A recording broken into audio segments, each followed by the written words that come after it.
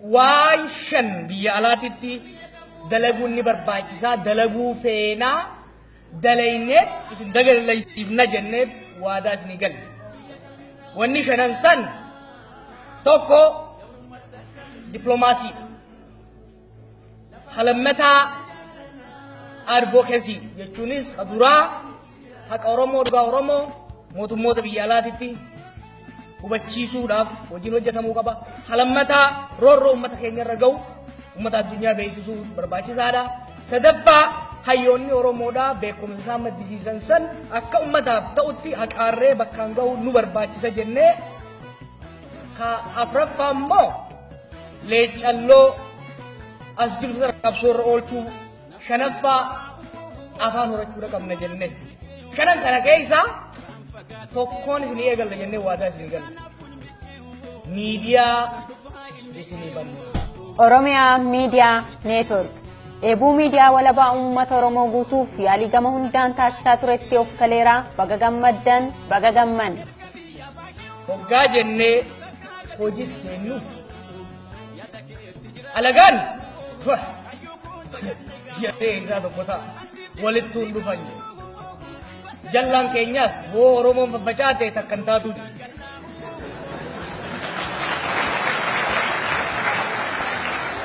Haalisiin nuti yeroo hunda ilmaan Oromoo maaf goomna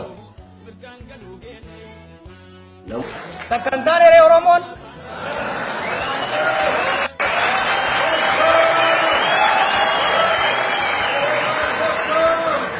Ayyoon taatee beeyti maal jenne gaafas walitti mummufanne malee garaan addaan hin cinu garaan deebi'ee walitti ciisee walitti hidhite. Master Plaanii Finfinnee fi labsii qindaawaa magaalaawwan Oromiyaa irratti mormiin barattootaa fi uummata Oromoo guutummaa Oromiyaa keessatti babal'atee itti fufee jira. Miidiyaan maallaqa guddaadha gaafataa. Maallaqa guddaa kana dureessi Oromoon hin kannitu jira. Nun beekan.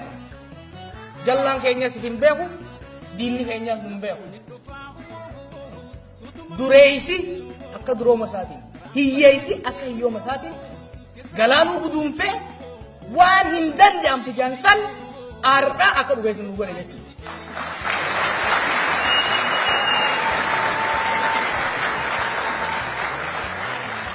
Oromoon murnoota qabdi jira.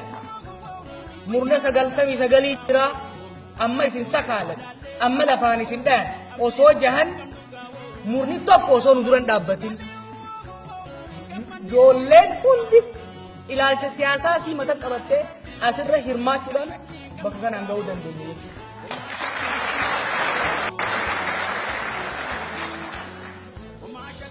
Guddaan ijoolleen zabanaa kofoo gararraafattee deemuu malee humaan fiddu jira. Xiqqaan immoo manguddoo keenya wal nyaachuu malee humaan dalaydu jira. Wanni narragaa isinii bahu guddaan keenya kan nu bilbilee gorsa nuun kannin ka bakka jallatetti qajeelfama nuun kannin kakka bakka barbaannetti nuuf hin dhiyaatin tokko hin jiru Oromoo keessa ammallee guddadha.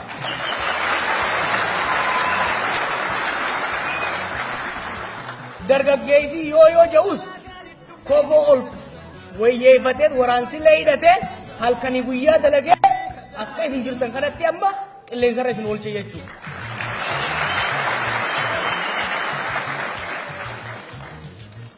Hin danda'amu dandeenya moo hin dandeenye ree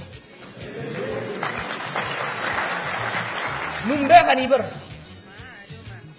nuti ilmaan Taaddasaa Birruuti. Fundura hiriiree asiin daa'ima tokko duuban daa'ima tokko nan adaana xiitiin meeqan na seena asiin nan adaana waa lubbuu sanan kennaaf daa'ima tooti.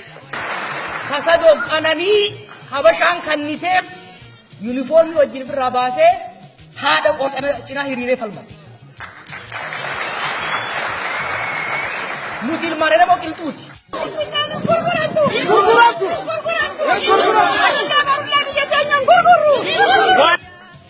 Daldalatee duroomee araba wajjin jiraachuu osoo danda'u Sandise irroti irracha keessatti isin fadue nu ilmaan isaa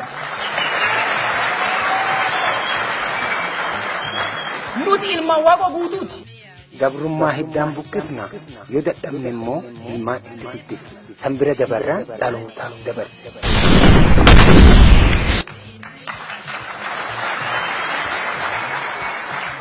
ka habashaan qawwee fi qabburra dabarsitee ingilizirraa xayyaara fiddee Dimosfor rasaasa takkaatiin lafa buusaa ture. Nu ilmaan isaati jechuudha.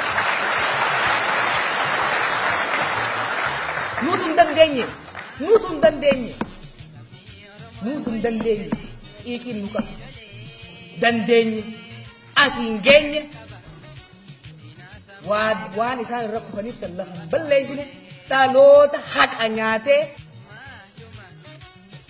dhugaa abboota keenyaa nyaatee habun taane hanganaan geenye jechuudha. Magaalota deemne hunda keessatti waadaa takka isinii galle. Waraanaan dhayinee wayyaanee sirraa kaasuu yoo dadhabnus taate ammatti olaantummaa ilmaan nafxanyaadhaa gama miidiyaatiin sirratti uummata cabsuudhaaf halkan tokko rafnu jennee hin rafne har'arraa eegalee qilleensa Oromiyaa irratti olaantummaan ilmaan alagaadhaa uummata keenya irra qabdu cabe.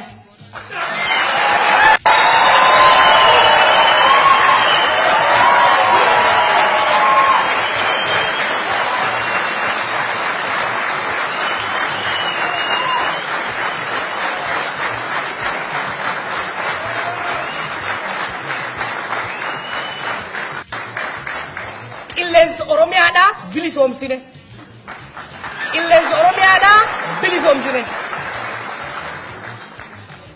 Bilisummaan tuntuttee gara bilisummaa dachii Oromiyaatitti akka ceetu dirqamni keessa hin jiru.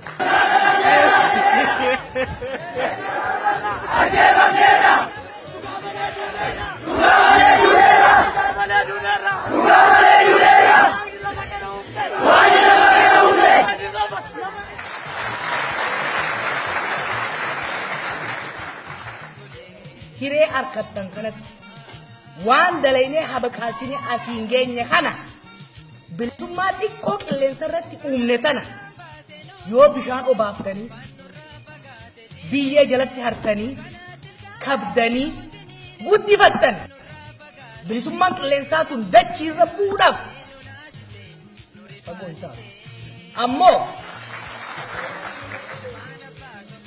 bishaan obaasuu diddanii biyyee jalaa hartanii ija itti babaaftanii maaltu naan ga'e jettanii qacalee xiqqoo tana yoo ka qaameessitan taate yoo ka goggossitan taate gabrummaa diinni sun irra keenya rabbi sun irra keenya isiniitu ofirra deebisuu deema jechuudha. Oromiyaa Miidiyaa Neetwoork qabeenya keessan ijoollee keessaniin geggeeffama qabeenya keessaniin ijaarama gara fuulduraa qabatanii deemuun Oromootiyyya keessan akka nam tokkotti waadaa nama dura seeneen isin eeggama hanga wanti kun jabaatee humna guddaa baasee diinaa fi biratti bu'aa as ba'utti hanga lubbuun tiyya jirtu beekumsaan qabuun humnaan qabuun gumaanniin aangoodhu itti bu'u.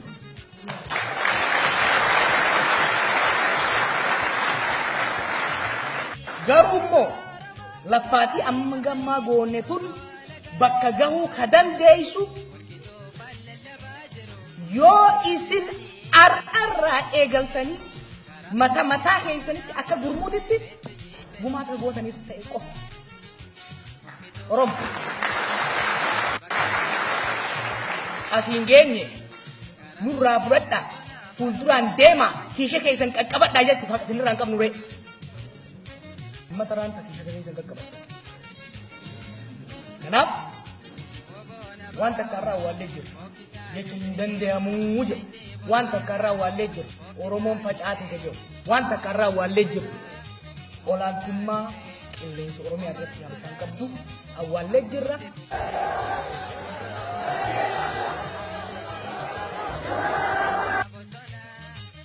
kopheen garri